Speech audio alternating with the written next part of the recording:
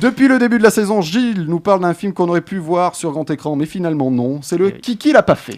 Régulièrement, effectivement, je vous parle de films qui étaient censés se faire et qui, pour raison X ou Y, n'ont finalement jamais été réalisés. Et aujourd'hui, le Kiki l'a pas fait va s'intéresser à Astérix en Hispanie. Alors, suite au triomphe d'Astérix et Obélix Mission Cléopâtre d'Alain Chabat en 2002, 14 500 000 entrées, le producteur Claude Berry officialise sans tarder la mise en chantier d'un troisième volet. L'ex-nul ayant choisi de ne pas poursuivre la saga, Gérard Jugnot est vite désigné pour lui succéder, avec d'ores et déjà dans le viseur l'album Astérix en Hispanie, signé René Goscinny et Albert Uderzo. Alors pourquoi Jugnot ? Outre son extrême popularité auprès du grand public et des talents de cinéaste constamment renouvelés, Jugnot promet à Berry un atout de taille. Cet Astérix sera l'occasion de réunir l'équipe du Splendide dans son intégralité. Wow. Un vieux rêve tant espéré par une très large majorité. Ah ouais. En fait, c'est Christian Clavier, alors interprète du Petit Gaulois, qui est à l'origine de cette idée. Thierry Lhermitte, Josiane Balasco et Michel Blanc, retenus pour le rôle de Jules César, sont déjà au taquet, tout comme la presse, relayant massivement cette annonce événement.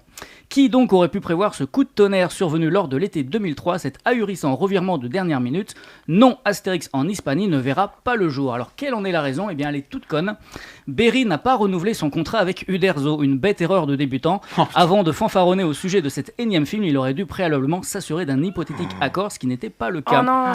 C'est très con, ouais. En marge, par ailleurs, des rumeurs prétendent qu'Uderzo n'aurait guère apprécié la patte d'Alain Chabat sur Mission Cléopâtre, la jugeant trop nulle à son goût et qu'en conséquence, il refuserait que la prochaine soit trop splendide. Aussitôt reprise dans les médias, ces informations s'avèrent somme toute relativement fausses. Le baiser entre César et Cléopâtre à la fin du film poussé à l'extrême l'a effectivement décontenancé. Mais rien de plus. En vérité, après 2 films live, le dessinateur estime qu'il est plus que judicieux de faire une pause à ce niveau et préfère s'investir davantage à 100% dans un long métrage d'animation. Le projet Astérix et les Vikings est alors sur les rails. Quoi qu'il en soit, Claude Berry s'est donc cru seul maître à bord, se souciant uniquement de son nouveau poulain Gérard Jugnot. Le plus incroyable, c'est que le tournage était d'ores et déjà calé au mois de mai de l'année 2004.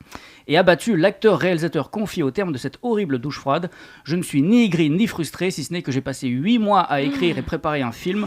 Tout ça pour rien, alors que je m'étais mis au service d'Astérix et d'Obélix. Je serais resté fidèle à la bande dessinée, mais avec quelques idées bien à moi. Et puis j'avais vraiment envie de le mettre en scène. Un tel film, ça ne se refuse pas. » Sortez les mouchoirs.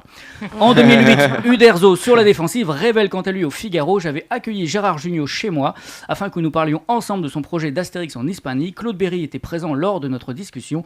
Jugnot était venu sans le moindre synopsis. Il disait qu'il avait le film dans la tête. Il m'a raconté son Astérix sans jamais me demander mon avis. Bref, Uderzo, irréductible gaulois jusqu'au bout. » Ah mince. Merci. Bon, je sais pas si on applaudit, hein, mais